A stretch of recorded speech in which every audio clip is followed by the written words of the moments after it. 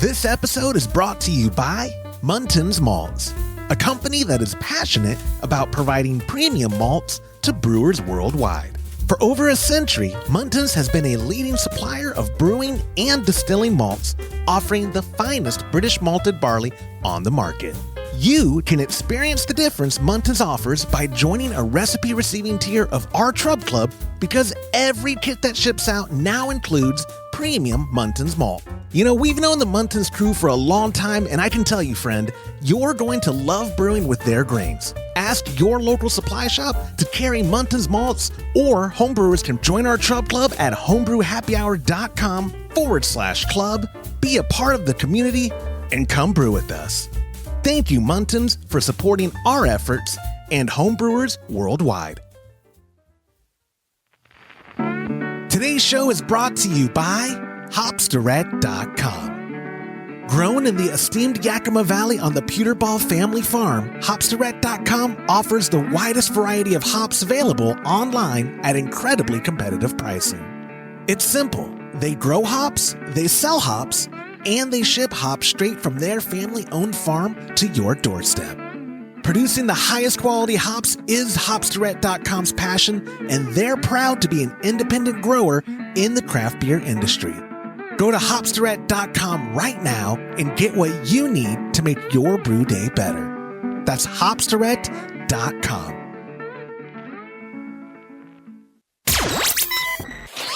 Entertaining shows with content that spreads information and sparks discourse throughout the community.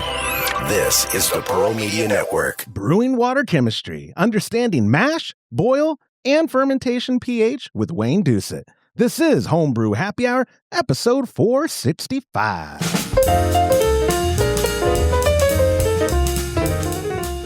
Well, hello, my friends, and welcome back to another episode of the Homebrew Happy Hour. This is the show where we supply the answers to your homebrewing questions and discuss all things related to craft beer. And if you, my friends, have a question you'd like us to discuss on a future episode, of course, you could go to homebrewhappyhour.com, click on that submit a question link at the top of the page. You can email Joshua at homebrewhappyhour.com. Even better, call it in to 325-305-6107, because I'd love to hear your voice and play your voicemail on a future episode. My friends, I am so excited for this episode. As you heard from the title that I did, I had to bring in an expert. Well, I brought in, he is the home brewer, the AHA Homebrewer of the Year. He is gold Pale American Beer winner, gold German Pilsner winner, and gold Specialty IPA winner. Of course, I'm talking about the man. He's been on the show before. I should have had him on sooner, but I'm glad he's on today. Mr. Wayne Doucette. Wayne, my friend, how are you doing?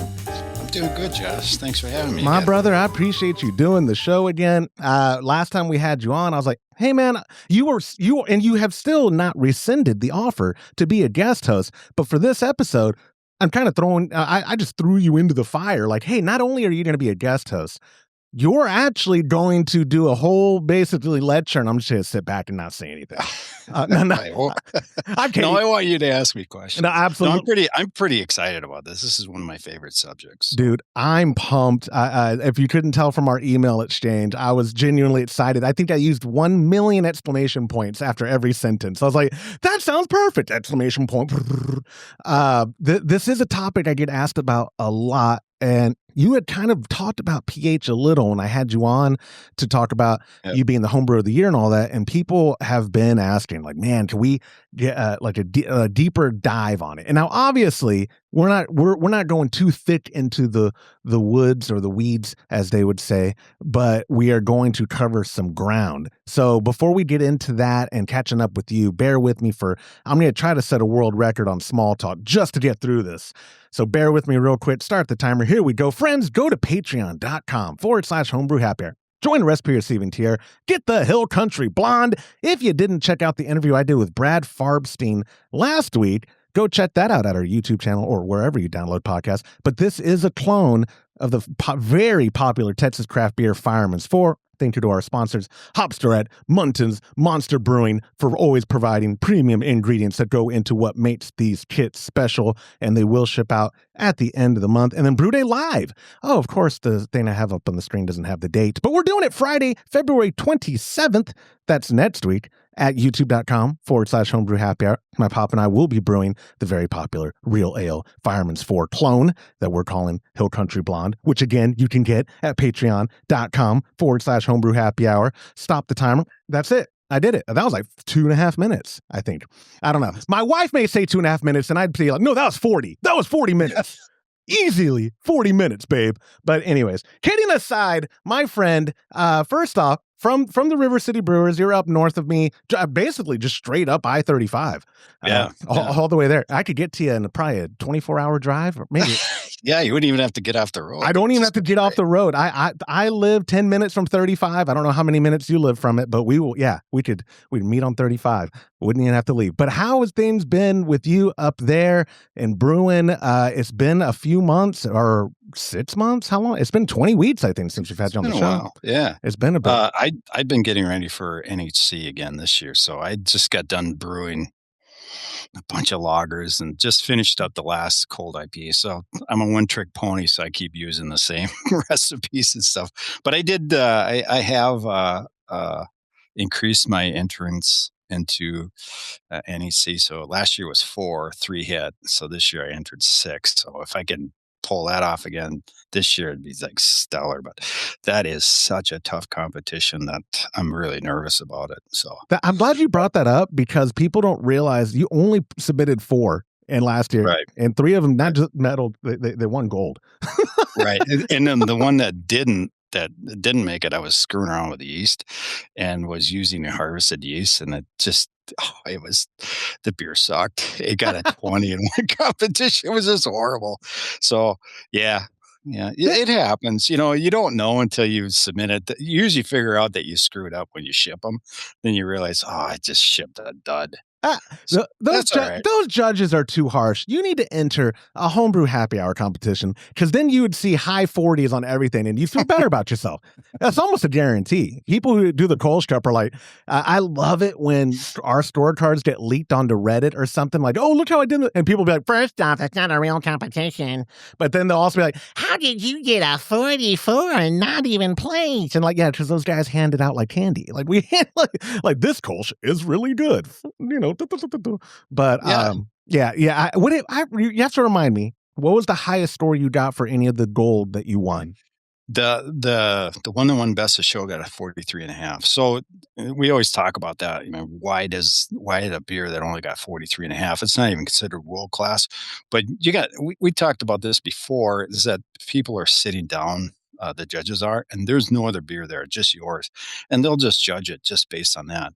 But when you go to mini best of show, they're all lined up, and then they start tasting them. And then there's nuances and flaws that may have not been noticed at first. And then they start to either come out good or bad. And then, you know, I don't worry so much about the score. I want to see a place. Yeah. You know, I'm worried. I want that hardware.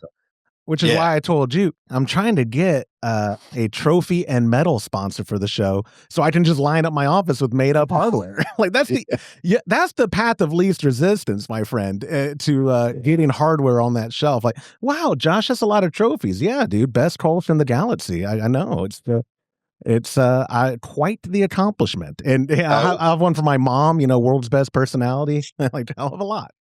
I once had a job where I had to engrave, and I engraved myself a huge award and hung it up. And people take it seriously. Did you win that? Oh yeah. Yeah, absolutely. That's the one thing I'm learning as, you know, I turned 40 last year, so I'm obviously wise. I'm old now and wise. I've learned people take things so serious, and like, if I make up a trophy or whatever and someone believes me, good for shame on them, not shame on me. Shame on them. But anyways, people are going to brighten the comments right now. They're going to be so pissed. I got through that small talk so quick, and then I digressed immediately. So we caught up with you. You're brewing for NHC, and they just announced that it's on. I forget when entries are due by. Is it April? It depends on what site you enter. So I ended up going into Indianapolis, and that needs to be in by March 14th, which times just perfectly for me because I started brewing in end of December for it. Dude, I'm excited. Yeah, we'll absolutely have to have you on, ideally before NHC, but especially with an update on how they perform. Unless if you don't get any medals and you don't want to do the show, whatever. Then just forget about it. Then we'll get the next guy. And that has happened. You come off a great year, and the next year is just a dud. Yeah, yeah. But if you could give me the contact for the guy that does win gold, maybe we could go. Well, no, I'm kidding. Anyways, like I said before, a little snippet. I don't even think it was 5 minutes of talking about pH. Got a lot of people interested the last time you were on, and frequently comments on it. And I think the reel, which is like the short form content that I produced from that episode, people talk about either yeah, mash is important, or about pH is important. Pardon me, or what is pH? Why does it matter? This topic, like we kind of already prefaced, can be all over the place, and there's a gazillion opinions out there. So this is not the definitive, this is the why it matters for fact, and here's how I do it, and this is the only way, as much as this is what's worked for a world-class brewer, homebrewer, an award-winning homebrewer. This is why pH matters to you, and going from there, right? Right. It's one of the most important things that people often overlook, and they get tied up in water chemistry, and water chemistry and pH just line up with each other, and they do affect each other. But that pH, that finished pH on that beer is really, really important. And the other thing that people often overlook is acid content, because beer is an acidic drink. And so the pH only tells part of the story. There's actually an acid content within the beer, especially on light beers that just make them pop. But the funny thing is that pH actually came from Carlsberg Brewing. That's who came up with the pH scale. Soren Sorensen developed it way back in 1909. And it was a way that they knew that pH was important, and they came up with a way of measuring it. So it's just basically measuring the ions that are in aqueous or water solution. And the palate just picks up on it, and it really affects the finish of the beer. So there's 4 places that brewers need to watch for a pH. Obviously, mash. We've talked about that before. And then there's the pre-boil, the pH of the pre-boil. That sets up the boil. There's a different strategies and thoughts on that. Some arguably say it's the most important pH is that of the post-boil, or sometimes called knockout, and I call it pitch pH. And that's where you set the yeast up for the proper pH that you basically set the yeast up so it can hit its final pH. If everything is perfect, if you hit that pH, usually it's about 5.1 on knockout, that yeast will actually take that pH down to whatever that strain is known for. So a lot of ale yeast will drop down to 4.1 to 4.3.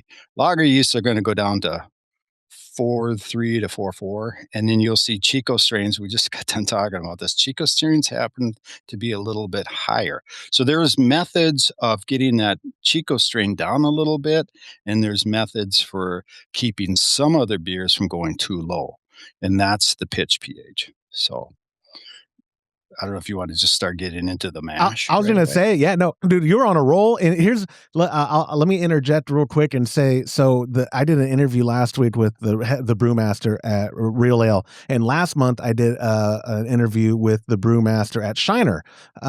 You could get Shiner Bock where you're at. Unfortunately, Real Ale doesn't distribute out of the state. But where I'm going with this is the Shiner one.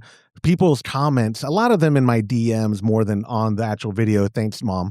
But we're like, let the guy talk. You talk too much. You interrupt. Yeah. So with Brad Farbstein, dude, I asked a question and he ran off. So I'm learning to be quiet. It's my New Year's resolution. Wayne, New Year, new me is what I'm doing. So I didn't want to interrupt. But yeah, let's start obviously with mash, because that's where we start. And the water that we get for our strike water to go in, is it my pop and I use RO, And we don't Right. salt it at all, but we use RO just because I've never tested the pH, I'm admitting right now, but I'm assuming I'm in line because the beer we've been making has been tasting fine. But people who just like, I want to get into brewing, Wayne, and can I just go to my tap water from my city municipal supply and put it in here and do all that? Like, how do you explain pH to, like, imagine everyone listening is me, dumb, and just like a total newbie. So years ago, they used to say if your water tastes good, you can brew with it. And that's kind of true, but not really. There's a lot of minerals that are in water, but the two biggest things we're looking at is hardness, and the other one is alkalinity, and they're separate from each other. A lot of people will mix the two up or combine them and treat them as one. But hardness is basically how much calcium is in there, and alkalinity is how much of a basically a base that's in there. That alkalinity is the one that really can throw you off. Calcium will interact with phosphates in the mash to actually bring the pH down.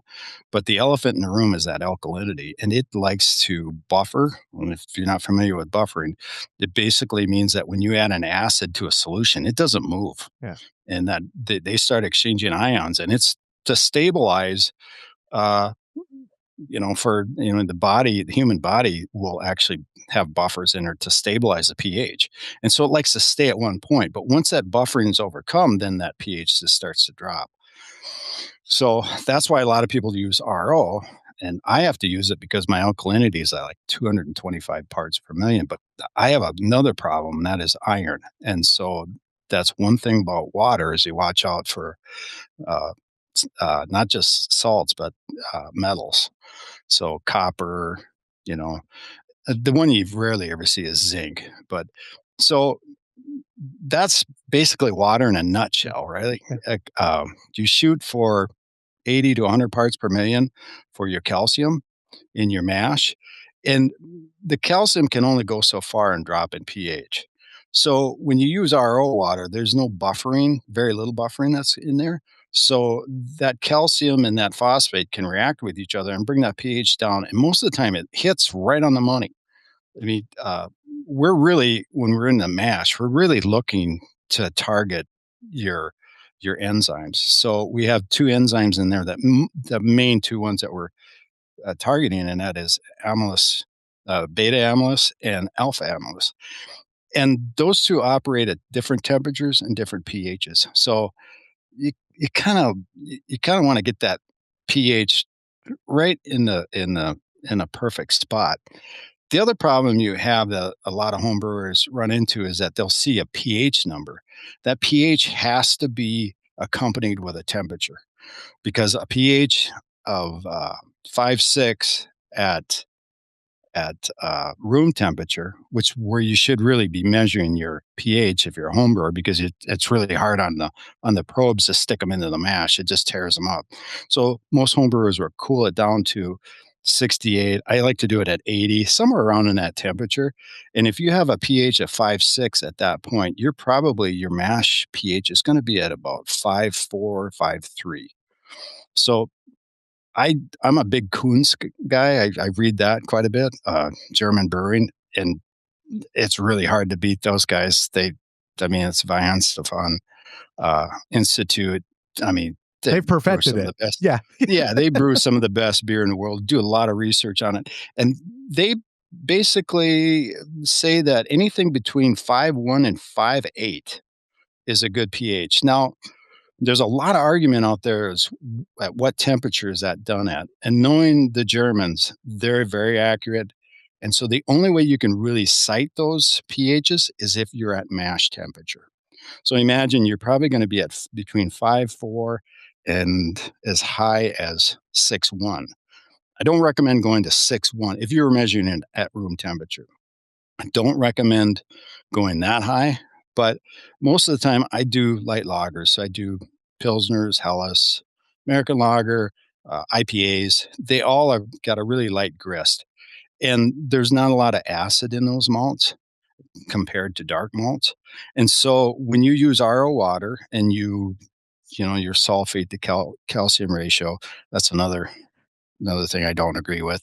But you're basically shooting for your calcium, because that calcium is really important for pH, and it's also important for as a yeast nutrient, because otherwise you won't get any flocculation. So is that making sense so far? Yeah, yeah. And I was going to ask you if I can interrupt, Sure. pretend like I'm a host of this show. You're getting your whole strike water volume. You're getting it to about 80. You're taking the temperature. Pardon me. You're taking the reading. At that point, let's say you're low. Or what's more common, being lower than you want or being higher than you want? That's a good point, because to add alkalinity to water, in other words, bring the pH back up, is really, really difficult. So Yeah. typically what you like to do is come in a little high.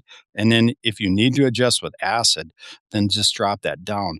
You'll find too that, I've done Russian Imperial Stouts, and they like to just, I have to use RO water, and I can't even blend. There's another trick too, is if you need a little alkalinity, blend a little water into that RO to get that alkalinity up so you can stabilize that mash.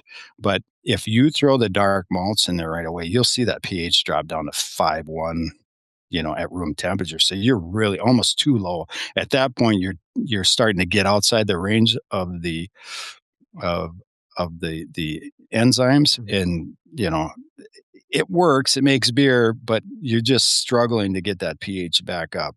So there's tricks you could do to keep that pH fairly high, and one of them is not to add any dark grains, or most of the dark grains, until the very end of the mash, after all the conversion's done. Then you throw it in there. So uh, and there's targeted pHs for different goals. So Kuhn says that the best pH for overall conversion is between 5.4 and 5.6. So you're looking at room temperature, you're looking at 5.6, 5.7 on the low end, and you could go as high as 5.8, 5.9. Typically, I always see 5.6, and when I see that number, I just let it go and I let it ride. And I'm getting extraction rates of in the 90s easily. Whoa. Okay. Yeah. So I did a cold IPA on was it Friday, and the pH came at 5.7, and I thought, well, I'll let it go for a little bit, and then I dropped it down to 5.4. So at 5.4, you're at the 5.1, and that's where Kuhn says that you get the best quality wort out of it for attenuation. You get LOX activity is lower. The LOX activity is basically an enzyme that will go after the fatty acids that are in there, your lipids, and they're naturally occurring in the grain. If those get oxidized and they make it their way into the beer, you end up getting a premature staling. And they're really big into that because they got to ship all over the world. So they watch that as close as they can. So, well, and so again, let's say I'm accidentally, oh man, I'm at 6 and I'm doing this blonde ale. What's the? I mean, I'm sure you're getting to it. I'm just jumping the gun, probably. you can. So then a lot of people use acid calculators. I like going by the seat of my pants, and I use that meter all the time. Those samples are getting pulled constantly, and I'll add a fixed amount of acid to it. And like I say, it's almost like landing a plane. You don't want to just land it right on the runway. You want to kind of come in nice and easy and just hit that pH. There's a lot of talk about when does pH stabilize within the mash, right? I see a lot of people say it takes 45 minutes for it to stabilize. I've never experienced that, but then again, I'm using all our water. I see it stabilize within 5 minutes. 45 would be miserable. Like what?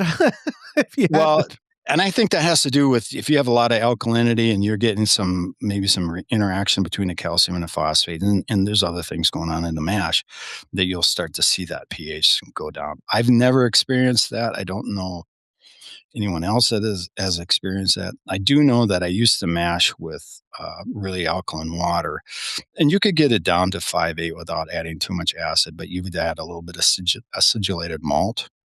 And that's really easy to use if you know where your pH is going to land. There's a preset amount of acidulated malt that you can add, and you can add that after the mash is started. You can throw some acidulated malt in there, and it's really accurate. So many ounces on so many pounds will drop it X amount of pH.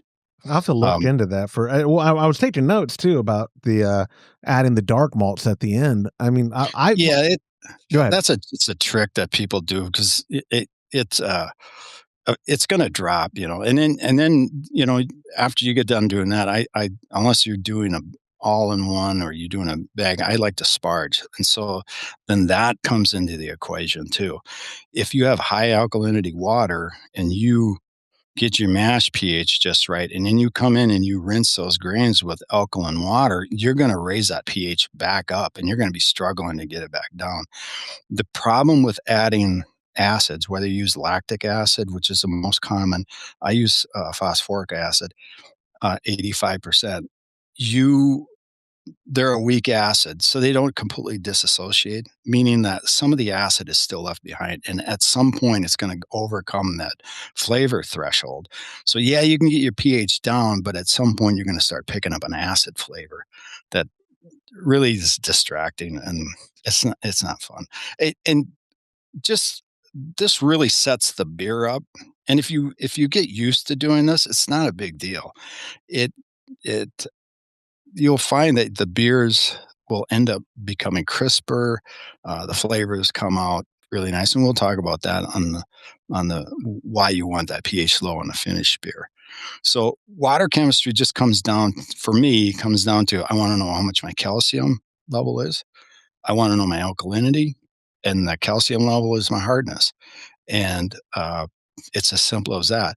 Now, as far as calcium to sulfate ratio, I don't really worry too much about that. What I'm really going for, like on IPAs and the German pills, is I'm really going for a sulfate that's in there because to me it's got a minerally flavor that's really nice. It just blends in with the malt nice. A lot of people get a drying sensation from it, or they'll say it accentuates the hops. It may do that for others, but everybody's different on their sensory and they pick up on different things. So a lot of times my ratios, I just shoot for 80 to 100 parts per million of calcium, and then I'll throw on the Pilsners is probably 3-to-1 sulfate. On Helles, it might be 2-to-1 with chloride. But I don't know that it's really the ratio as much as it is the amount that you put in there. So that's something you can play with. Honestly, in the end, if you make a great beer, it's going to be really hard to tell what your sulfate to chloride ratio was in the end. It's just going to pop because your pH is right. And they're going to say it's a great beer, and there's be very few, if any, people can tell if there's something wrong with that beer. I want to interject real quick before we keep moving on. Do you think this is just left curveball, my ADD kicking in because I had a thought in my head and I have to verbalize it because no one's here to rein me in? What is the likelihood of any gold medal winner in any category using tap water versus RO? It's got to be low, right? It's got to be like near zero. If you live in St. Paul, Minnesota, just take it right out of the tap. It's that good of water. No kidding. Or light beers. If you're in different parts, like for instance, I helped with a brewery in Jordan.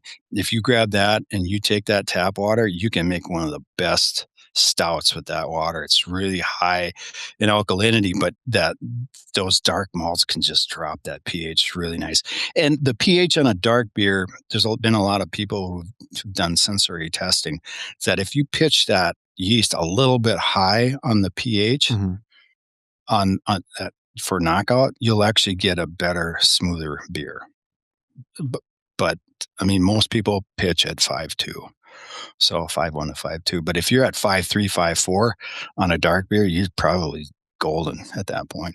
How interesting. Yeah. And one of the things that had, I didn't ask them about pH. I just made assumptions that it was where it needed to be. Shiner has been always making their beer just from their well. No treatment, nothing. It just comes up from the well. Boom. That's what they're mashing with. That's what they're using for the entire brew day. And I was like, that's incredible that you can just, my city supply here in the beautiful town of San Marcos. I love the city. Our water's garbage. Our water's no bueno. And so we that's why we use RO, because it does not, maybe, I'm trying to think of what beverage it might benefit, but it's just I think the alkalinity is up there. if I didn't have iron, I would use that alkalinity in my water and start blending, and then I could do these darker beers. You just start doing a dunkel, and your pH is dropping down. But there's different ways of controlling that too, and it starts with the sparge. So you start out and everything's perfect. You nailed your pH, and then you come in and sparge. And I sparge with RO water, and I see the pH come up. And I'm constantly watching that pH. And you'll actually see your pH if you're sparging at, or your mash is at 5.6 and you start sparging with RO water, you'll see it come up to 5.7, 5.8. So it's rising. And I think it's just the dilution of the ions in the water. And there's a little bit of alkalinity in the RO water.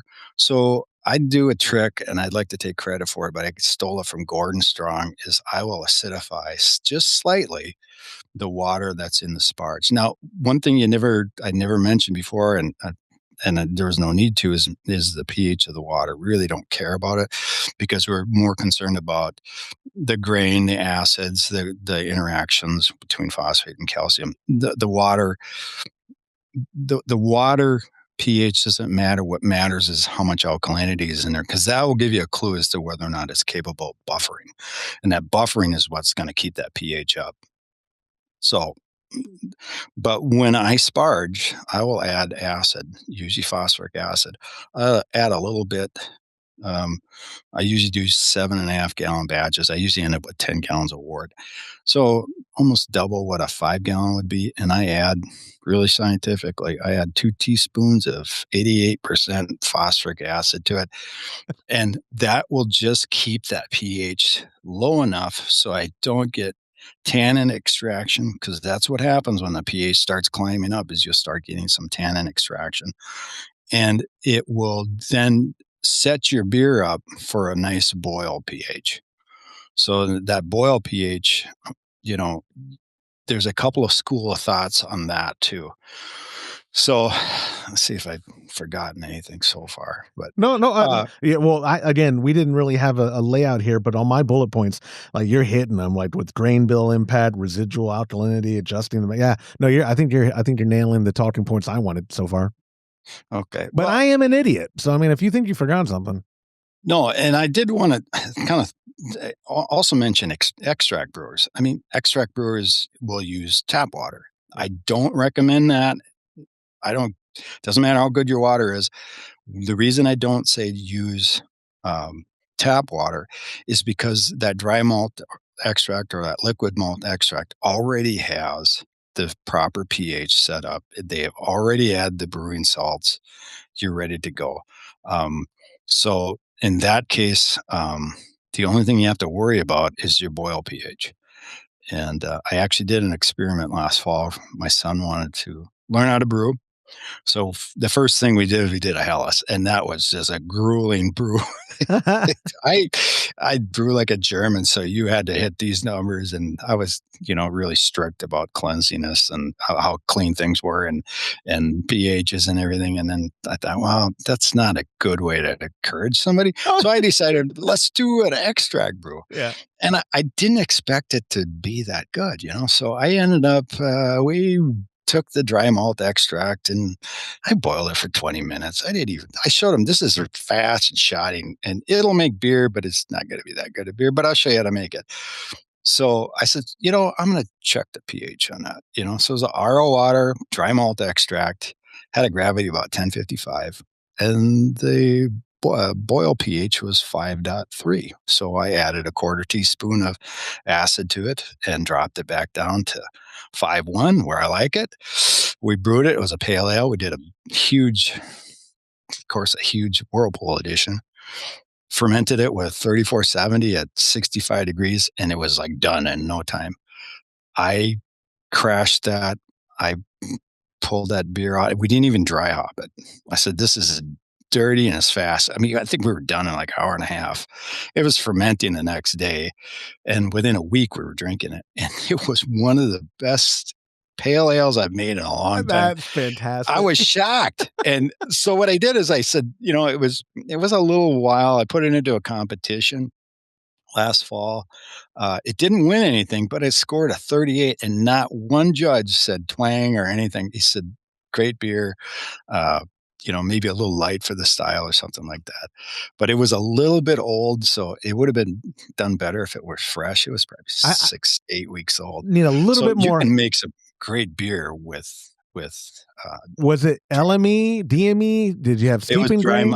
I don't like. I tried it once I did that experiment again with light liquid malt extract, and you could tell it was liquid. It wasn't very good. But the dry malt, if you can get it fresh, it's really good. But even extract brewers need to kind of watch your pH. And if you don't have a pH meter, you're pretty safe on a 5-gallon batch just to add a quarter teaspoon of lactic acid, 88%. You got to watch your strength of your acids because some of the phosphoric acids is 10%, and that's just not strong enough. The 88% lactic acid is much stronger, and you can get an 85% phosphoric acid, and they're almost interchangeable. The phosphoric's slightly stronger, but the reason I use phosphoric, people ask, why do you use that? It was what I started on, and it really has a low flavor impact. So that's what I use. So Yeah, I'm right again. I'm making notes. I apologize. I'm needing to guide this conversation, and I'm actually taking just that I'm not actually publishing this. This is just for me. This whole episode is just so I can be a better brewer. And Pop, I hope you're listening too. I'll share this episode with my dad, and then that's it. So when you're, I just want to make a quick note. When you're sparging and you acidify your sparge water, and if you don't sparge, you don't have to worry about it because that's your pH from your mash, right?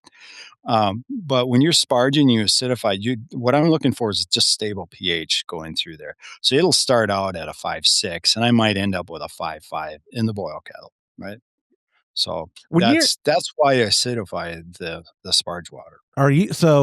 I'm going to try to draw a parallel, even though it's two totally different things. Todd, if you ever brew with Todd, he has his refractometer out like he's some B-film explorer to his eye all the time throughout the brew process. I do that too. No, yeah, but I'm imagining because the way that you're talking about checking the pH, you're like, yeah, and I checked it this time, and I'm always watching it, and this and that.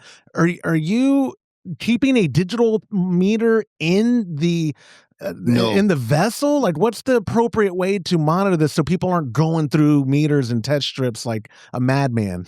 So when I strike, I wait 5 or 10 minutes. A lot of times I get distracted, and you go back 15 minutes later, and I'll pull a sample and just cool it, and then I'll write that number down. Most of the time, you don't have to touch it. You can just let it go because there's a huge range on the mash that works really well.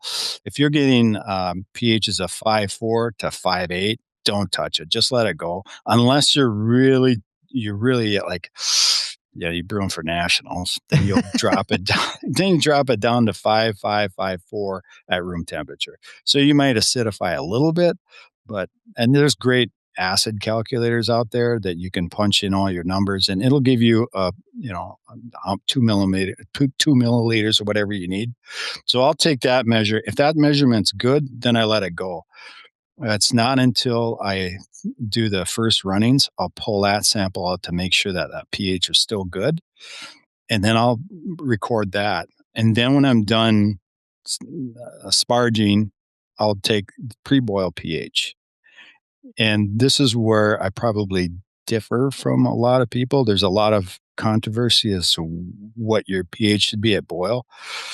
There's two schools of thought. One is that you want to be high, and the other one is you want to be low. I'm low. And the reason I do that is because I'm brewing light beers. So I want that American lager to be about as close to water as you can get, but yet still have a lot of flavor. And as you lower your pH on your boil, you'll get less color development. The problem is that you will get less protein coagulation, and you'll get less DMS boil off, and you'll get a couple other things that are going on. So people who don't correct until the end of boil, and you'll see a lot of this. You'll see more and more of this where homebrewers are getting wise to the fact that they do need to have a knockout pH of 5.1 or 5.2, or sometimes as low as 5. They're getting wise to it. So you're starting to see people letting that pH remain fairly high Yeah. during the boil so that you can get really good protein coagulation. Some of the beers in Franconia, Germany, they boil and pitch really high, and it gives them that certain flavor. I don't recommend it, but that's what they're going for. So if you go over there and try their breweries, they're boiling sometimes at 5.8. So some of the breweries don't even have pH meters. I was about to ask, like, if they're that They don't old. even have a pH meter, but it's just like, just like Shiner. This is our water. This is what we do. This is how we made it. We've always made it like this. 1,000 this years. Is our, this is our house flavor. Yeah. Right. But you end up getting really good protein coagulation because one of the there's a professional brewer, I don't remember, somewhere out west that actually tried and is doing this. And he said the protein coagulation is just incredible. The break is just like drops out. You do drop out some proteins. There's an argument whether head retention is better with a low pH or a high pH. Your DMS is much quicker. You get a lot quicker boil off. And I'm trying to think of what else. There's a few other things. I got some notes here. I'm glad one of us came prepared. You'll reduce zinc. So zinc is really important for yeast. We'll just mention that really quick. Okay. But it's just better overall, the high pH, if you want to get rid of proteins. I take the approach, I don't want the color. And I found that the fear of DMS, the fear of not having enough protein coagulation, that you're going to have a beer that's either doesn't have any head retention or it's really cloudy. I've never run across that. And there's a saying from another podcast, and I can't remember who the brewer was, but he had an old professor tell him this. He goes, when practice and theory collide, practice shall prevail. So you have all this theory telling you this isn't going to work, but it works. For me, it's beautiful because when you get done with a beer, you can throw quite a bit of Vienna in a Helles and it comes out looking like you didn't put any Vienna in it, and it tastes like there's Vienna in it too. And so you can do 20-30% Vienna in a Helles and you just get these really nice bready notes, and yet it's still fairly low in color. You're talking maybe SRM of 3 to 4. Oh my gosh, nothing. Right. And some of the SRMs on the light American lager, when I make them, are probably under 2. So they're just really light. That's a straw at that, right? I mean, it's in fact, it seems to be that as it lagers, it picks up some color. I think that's might be some oxidation taking place that's you can't really pick up on, but I don't know why that is. I just brew this stuff and it tastes good, so I keep doing it. No. How dare you? Because you're Mr. Scientist to me. No, I just brew and it just works out. Listen here, pal. This is culinary art, and you can't take the art out of it. Science can only go so far. Yeah, yes. It's like trying to take a Monet or any other painting and try to turn it into science. It's not science. Yeah. You taste or see something that's beautiful and you recognize it. How did you get there? Well, there's 1,000 different ways to hit that target. Absolutely. And that's basically what you're doing when you're doing this pH is you're shooting for a target. And you want that beer to taste a certain way. And this also lends itself to consistency. You can if you start writing everything down and, your face is in that refractometer all the time, you really start to nail your process down and you can repeat beers one after the other. And so this is one of my favorite things because it isn't just science. It's seat of your pants. And I'm surprised by it because people ask me, how do you measure your acids? I use a teaspoon or half a teaspoon, and I'm just like, just adding it. So when you get done, a lot of times I get done and the pH usually lands right where it's supposed to, 5.5, 5.4. That goes into the boil. And so then I'll just kind of guesstimate. And if it's 5.4, I'll look at it and say, I really want to have a 5.05 for boil, which is really low. And I'll just kind of put a half a teaspoon in there. And then I'll take another measurement. And if it's a little high, and then all this time, the boil is starting to go, right? Don't care. But at some point, I want to hit 505. And this is an interesting thing that other people run across that I don't see, and that is that the pH drops during the boil. And I ran across a study just today that if you start your boil out at 5.8, which you get that great protein coagulation, DMS boils off really quick, you'll actually see a drop in your pH. But if you lower your pH down to 5.2 or lower, 5.1 like I do, there's very little pH change. I don't know why that is. I didn't get into the study enough to figure that out. But it basically, the boil stabilizes really quick. And as a matter of fact, I see it creep up just a hair. So if I pitch it or boil at 5.0 or 5.05, eventually it'll creep back up to 5.1. And that's the ultimate target that you're looking for, especially for light beers, IPAs. That's what you're going for. And then after that, you let the yeast take over. And honestly, you don't even need to check your pH after that. You can. I know. You really should. Yeah. And I know the answer to the question about to ask is probably both. But hear me out.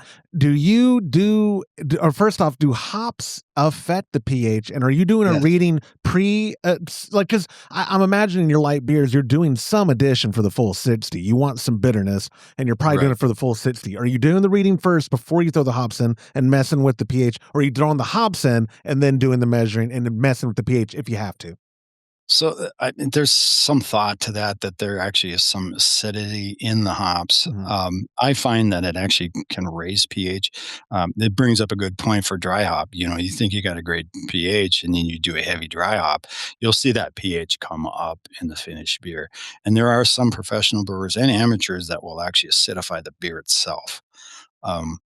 I'm a little leery of doing that because you can taste that.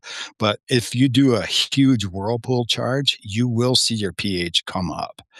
And it's not a lot. It's maybe a tenth or so. That's why, like on a cold IPA that I brewed last Friday, it's got a lot of adjuncts in it. So there's not a lot of buffering to it. It has a tendency to drop its pH pretty good. But then I check the pH after I'm done with the whirlpool, and it typically lands at 5.15. If I'm 5.2 or lower, I really don't touch anything. You're at the point where that yeast can take over, and we can get into what happens when it starts fermentation, because right away the yeast just comes in and starts growing, and the first thing it does is start dropping pH. So, but it's a good point to bring up, is because hops do affect pH, and the next step you do, of course, is your fermentation. And this is one of the reasons you really need a good pitch. You don't need to over pitch, maybe even a little. If sometimes I'll under pitch just a little bit. But what happens is the yeast starts to grow. And as it starts to grow, it starts to go through the free amino nitrogens fan. And fan, they believe to be a buffer. And it has a tendency to keep that pH up.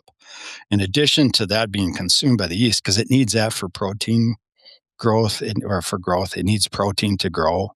And it uses those amino acids that are in the wort, which are naturally occurring, and it will start to diminish those, and then the pH will start dropping down.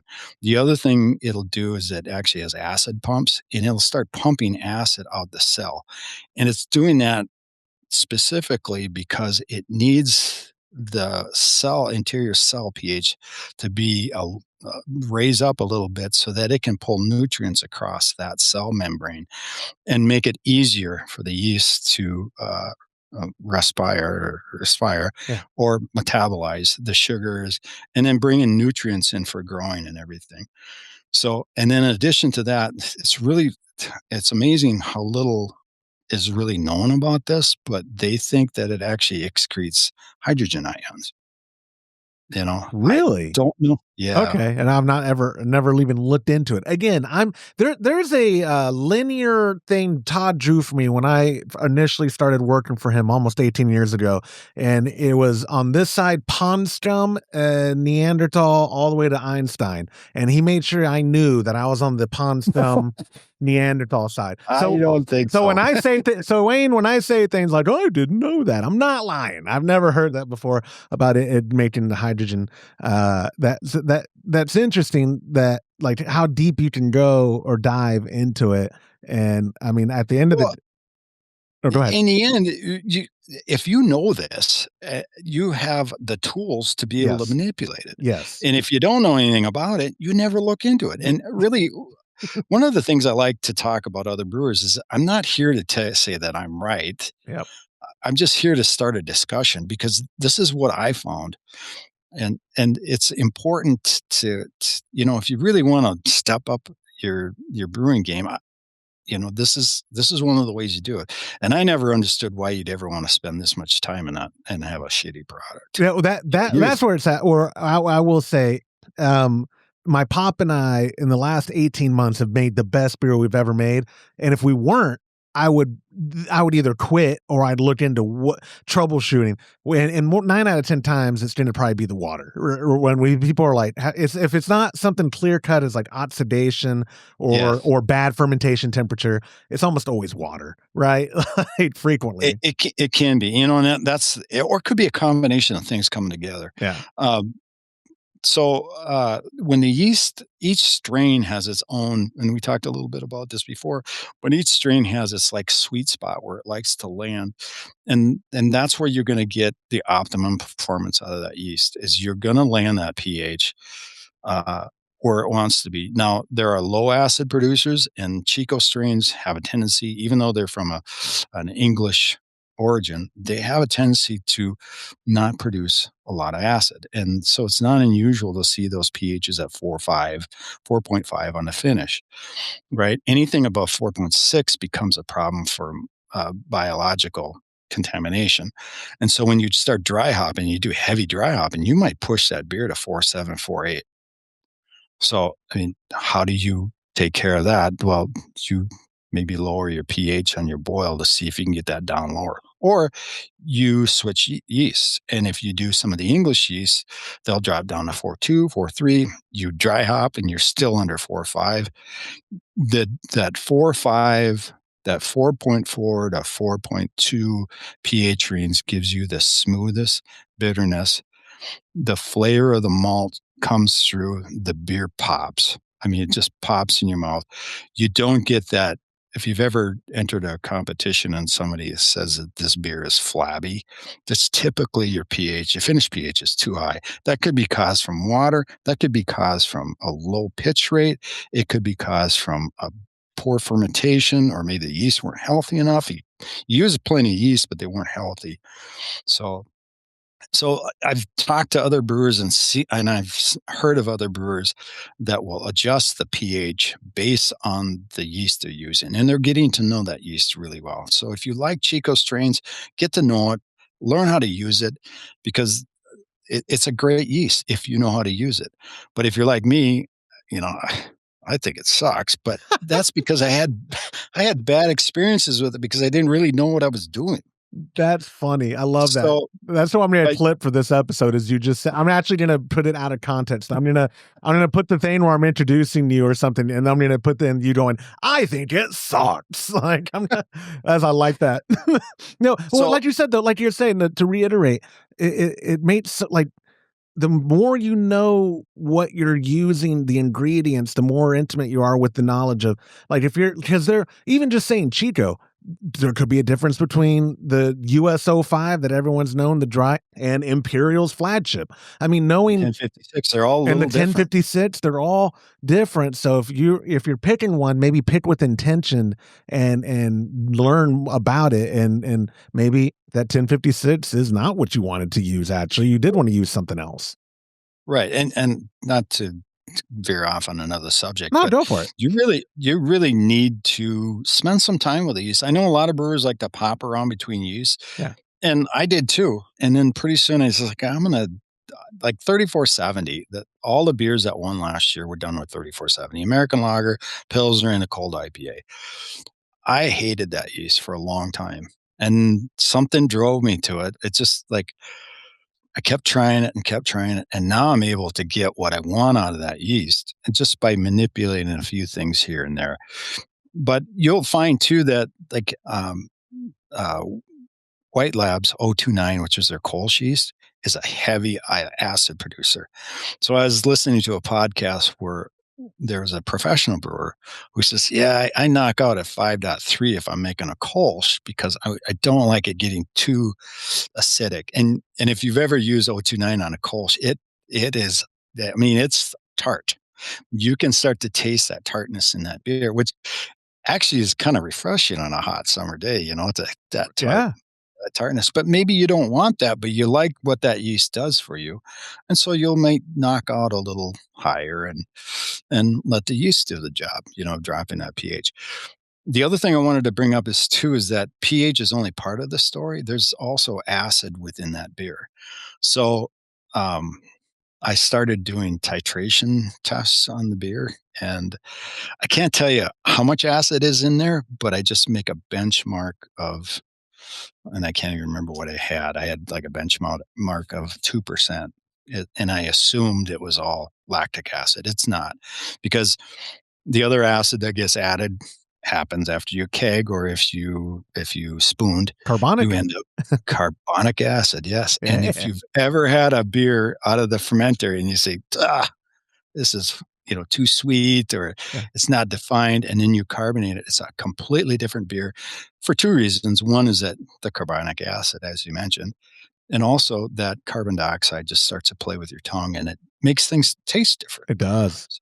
There's so many things you can do to, play around with beer. It's one of my, it's the coolest hobby ever. But before I get your opinion on the tools of the trade, like strips, meters, whatever, I want to ask you, is there an ideal style for someone listening to, like, what's the best style you can think of for the playground of dialing in acid, pH rather, for like, is like a pale ale, like that's the safest bet for you to experiment? Or is there no bad style? I don't think there is. Just pick one you like. Don't, I've heard it said before that if you're a good brewer, you can brew any beer. I can't. I can't do Belgians, I can hit all the numbers, and a beer's just kind of like, ugh. No, that's just the style, dude. Really that's dirty just, lager. That's just the style.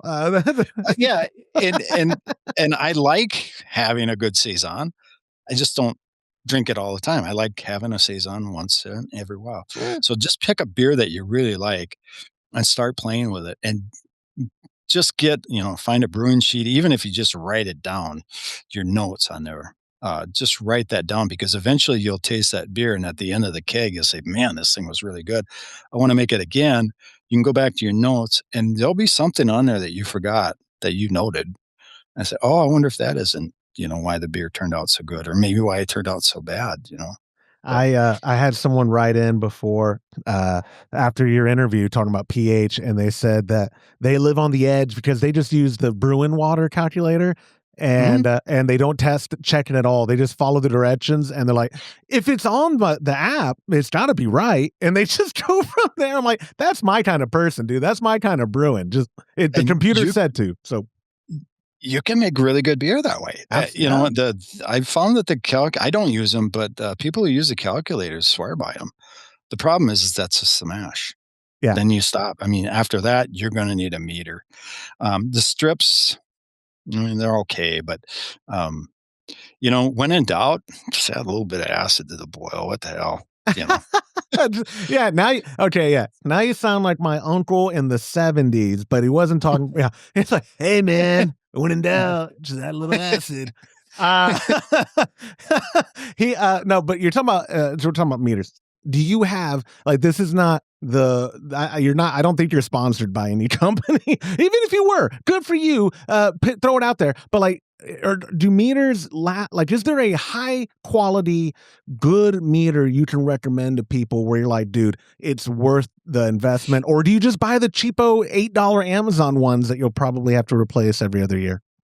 I've never used the Amazon ones. I do use a M102 Milwaukee, and that's a dual junction. So it can take, the beer is actually pretty dirty when you shove that meter in there, that probe in there. And the dual junction actually can take that harsh environment a little bit better. The cheaper meters have a single junction on them, and they work okay. The important thing is that you calibrate it. So if when in doubt, calibrate. And I just use the sachets that come, with 7.0 and 4.0, 701 and 401. And if I'm brewing on a weekend, I'll just calibrate once. And then if I got questions of whether, if I see a result I'm not really sure of, I leave those sachets sitting there and I'll just double check to make sure that it's still on. So you need to calibrate. You need to make sure it's clean. So get cleaners to make sure they're clean. And if you brew a lot, you clean them once every 2 or 3 months. And then once you get done cleaning them, you only do that once every 2 or 3 months. Then you throw them back into that storage solution. That's really important too. Keep them in the storage solution, and then let them sit for overnight, and then you can calibrate again. So every time you clean, you definitely need to calibrate. It'll be off. I need to write down. What, Milwaukee? You said M1. M102, and I think right now they're about $180. They've gone up a little bit. They used to be really cheap, but you can replace the probes. If the probes go bad, you just replace them. They're just plug the BNC connector on it. You just swap them out. Yeah, I like, what he's talking about, and I'll put it on the screen right now in post-production. You know what? I committed to that. I shouldn't have, because I hate editing.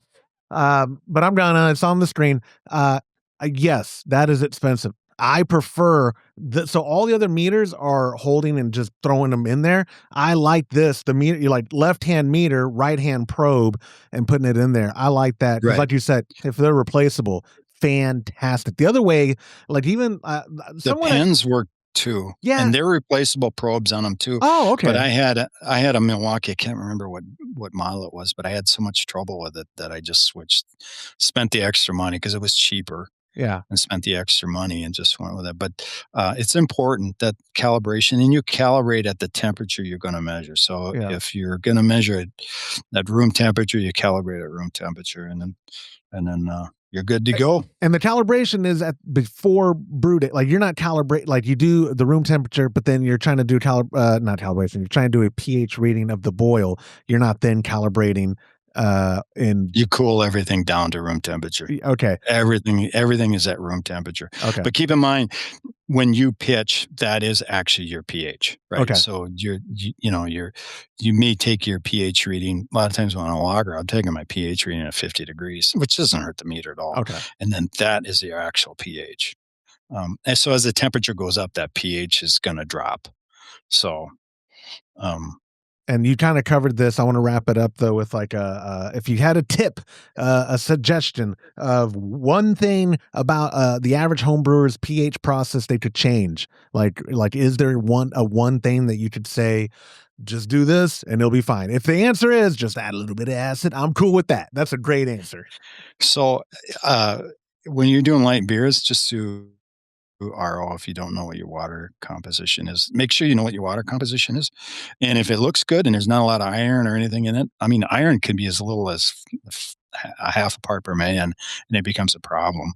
So if you don't have any iron in there, I live in Minnesota. Some of the highest, biggest iron deposits in the world are up here. So we have nothing but iron in the water. So that's probably the biggest thing. If you can't afford a pH meter, the strips are okay too. I mean, just get them within the range that you need it done. And if you're doing extract, I told my son, just add a quarter teaspoon of phosphoric acid. You'll be fine. See, that's what I was going for. And I mean, pH is, I always joke, it's like hand grenades and horseshoes. All you have to do is get close and the yeast will take over. I like that. Hand grenades and horseshoes. Yeah. And I'm also learning on this episode, there's no anemia in Minnesota, apparently. Like there's just like, everybody's got good iron in their blood. That's funny. Wayne, what I like, you covered a lot of ground, and what I like though, an episode like this is going to get questions, and that gives me a great excuse to get you back on the show in the future for other topics, and then we were going to talk about pressure too. I love pressure. Yeah, remember when I first reached out to you, which was only a couple weeks ago, I didn't put you. A lot of the guests lately, I've been doing Johnny on the spot. Like when I buy a lot, I mean Lorena. I asked her the night before, and she's like, Yeah, I guess I could do it. You and I have had a 2-week, I think, correspondence, but Yeah, it's about a week. Yeah, but I did say like, hey, here's what I want to do, and it was 2 topics that you're so polite, but you should have been like, you idiot, we can't do both of those in an hour episode, or what are you talking about? But yeah, pressure fermentation, and your thoughts on it is absolutely an episode I want to do in the near future, just because when the little bit that you and I covered on your first interview, people like these are topics that you're conveying information of what works for you. Not that that's the only thing. But still, the internet, God bless you guys on the internet. The internet is just like, he's wrong, or you know what I love it. I love that it is the best time alive to be a home brewer. If anything, just because we all have our own methods that work for us and we all have opinions. It's the best time ever. It's so entertaining. Yeah, like you said before, there's many ways to skin this cat. Yeah. And I know there's going to be people on there who disagree with me, but that's fine. Absolutely. I mean, if your beer tastes good and you like the way it turns out, keep doing what you're doing. Wayne, I've been doing this show for over 10 years. I'm used to people disagreeing with me and violently disagreeing with me. Like I could do a whole episode of inbox feedback. Hatred. Oh my gosh. Yeah. I always give this one, she loved to review the real fun people don't just leave it in my inbox. They go to Apple Podcast and leave the 1-star review. Dragonfly Lady, hi. She's my favorite right now for all time, because she's like, how does he get sponsors? He said that he married a white woman and he can talk on behalf of all of them. And so the next episode, I think I doubled down. I was like, whatever she said I was doing bad, I doubled it down. Because this is America, darn it. Anyways, though, I'm totally digressing. I want to respect your time, and I sincerely appreciate you doing this, and I cannot wait to have you on. Yeah. And again, the next one, I won't just have to have you on for topics. Like you agreed, I'm going to hold you to it, to be a guest host for other things too. So we're going to have to get you on and doing that as well, because it's always fun catching up with you. And again, I appreciate your time. You bet. So we'll do it again soon, and that will do it for this episode of the Homebrew Happy Hour. If you have a question you'd like us to discuss on a future episode, of course you could go to homebrewhappyhour.com and click on that submit a question link at the top of the page. Why don't you call it in, though, to 325-305-6107. Thank you to our show sponsors like Muntons Malt. Premium grains for a better brew day. If you aren't already brewing with Muntons, give them a try by joining the Trup Club at a recipe receiving level. For the best hops available online, give our friends at hopstrat.com a visit and pick up what you need for your next brew day. Also, get a pack of Imperial yeast along with premium recipes from us when you join the Trup Club. Go to patreon.com/homebrew happy hour and come brew with us. Again, a huge thank you to our sponsors and a huge thank you to every member of the Trup Club. I'm Joshua Stubing. Thanks for listening.